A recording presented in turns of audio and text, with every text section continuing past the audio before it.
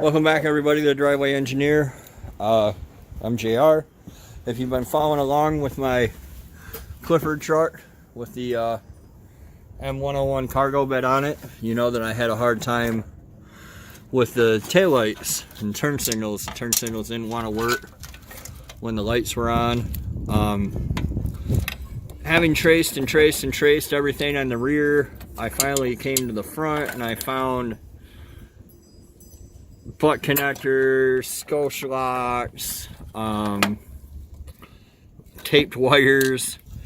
I mean, it's all bad, folks. So in dealing with this kind of thing, the only way that I know of, I mean, trying to like just test this, and it's just going to lead to aggravation. What I always just come in, I cut it all out and I start over, and that's what I'm going to be doing. So I already tore off the front clip, basically. Well, not the front clip, but I got the grill off. And sorry, that's my neighbor's dog. That's what it does. It's who they are. I have the headlight little bracket off. I'm gonna pull the battery tray out. I'm gonna have to cut these bolts because it's rusty and crappy. I'm gonna pull this wiper bottle. I'm gonna get it down to where I can find the harness, and I'm gonna go from there. So hopefully this video will lead you to be able to troubleshoot some of your own problems.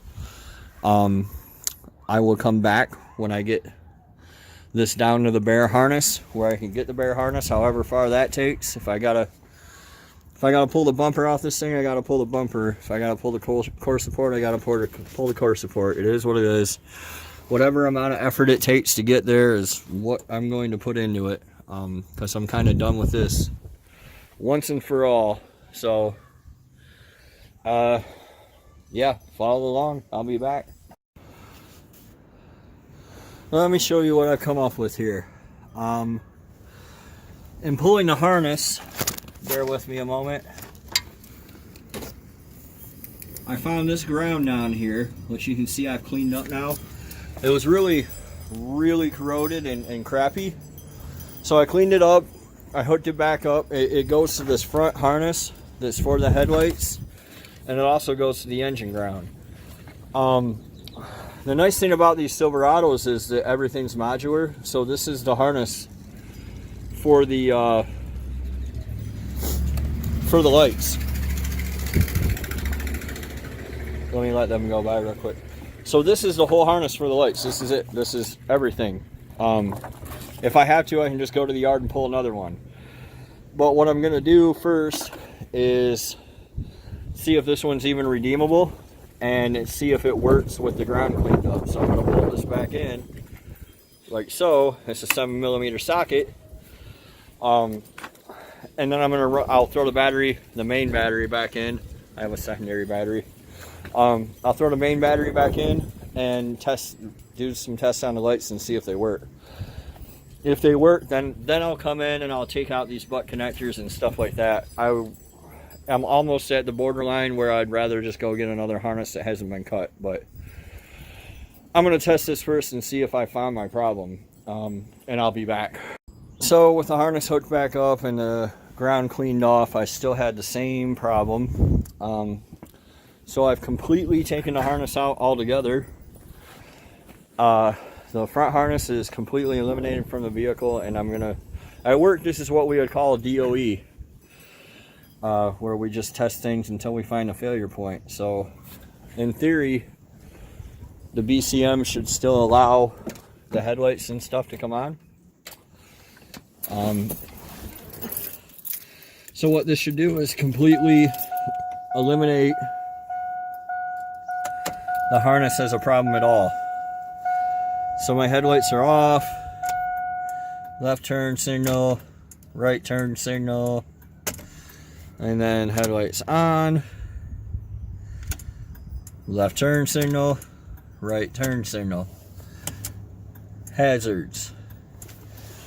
Just for extra security, I'm going to go back here and I'm going to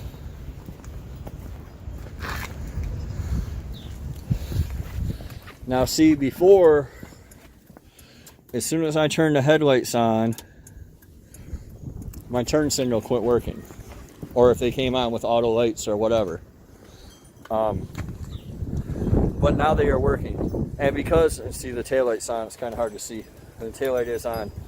So because I just changed the bed and wired these up, and that was the change, like basic troubleshooting says that, you know, go to the thing you changed, right? Well, in this case, it turns out that that's not it. It's that front harness being all hacked up. So I guess I will go to the junkyard tomorrow and pull one out, and I will report back.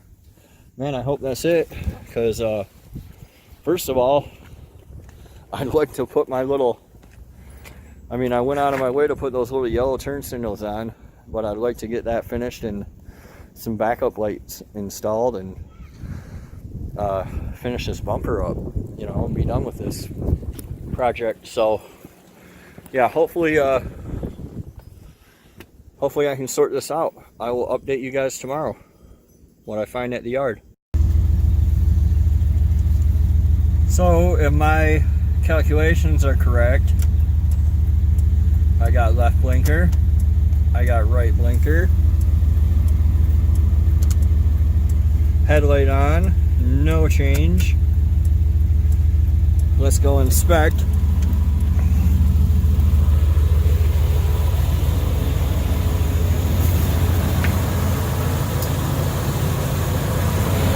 Outer bulb, running lamp,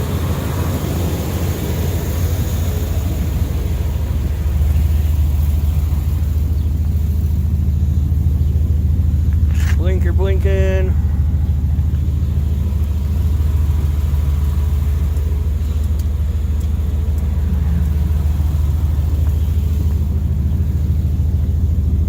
right turn signal,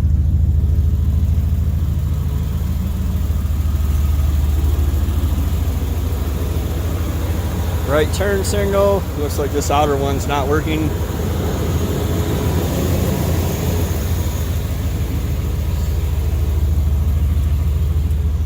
For the hell of it, high beams.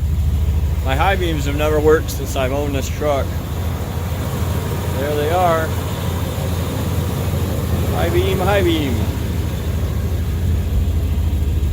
Sorry, I have the engine running because I've had it on battery screwing with this for an entire day. I got taillights and taillights again.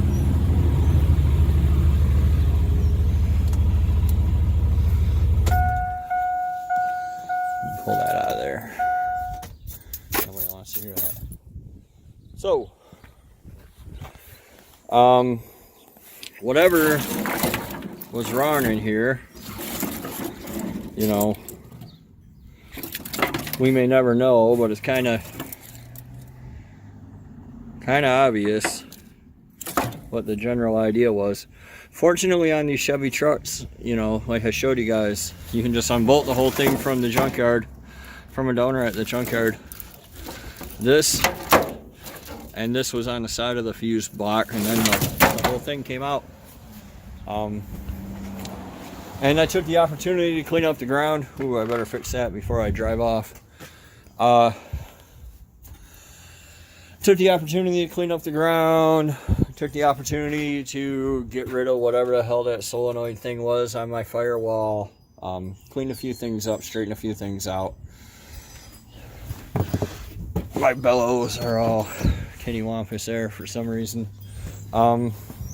Yeah, so hopefully I can go back now and get back to my project, you know, back on track, which is to turn the amber back into a turn signal, and figure out where I want to put my reverse lights and my license plate lights, and build a real harness. So I just have this piece of crap zip tied up there right now. If it wasn't going to work right, I didn't want to invest a bunch of time into it until I had it figured out. But you see, we got some of our camping gear back here from when we went and had our little fire a few days ago, like a few weeks ago actually. We're looking forward to being able to camper in this. I'm thinking about maybe getting an ARB awning or something. I don't know. we will we'll see what happens.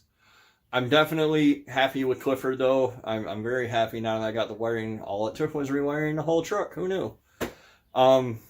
Everything's working right again, so I can get back to focusing on you know, finishing up the overlanding bed and stuff like that. So hopefully, if you have a Silverado and you have flaky turn signals or something, you know, unfortunately it's not a very clear-cut video. I'm sorry for that, but sometimes you just got to get in there and start pulling wires and yanking them out and chasing them around. I mean, especially if you're not the original owner, you know, there's no telling what happened before. I still need to figure out the mystery of this this secondary battery I have here. I have no idea where that goes or what's going on with it. So, but that's a project for another day. I love the 8.1 liter. I love my truck. I love it more now that it all works right. So thank you guys for watching. Like I said, hopefully I can get back on schedule. I got some wood here to build a platform. I'm going to go ahead and section the wheel wells out. I just try to get back on schedule with the overlanding side of things and not... Everybody loves Daryl. I love Daryl, obviously, but that's not my whole life. So hopefully we can take this on a little trip here, Memorial Day. And I thank you guys for watching. I'm rambling, so I'm going to shut up and let you guys get back to your weekend. And we'll see you next time on the Driveway Engineer.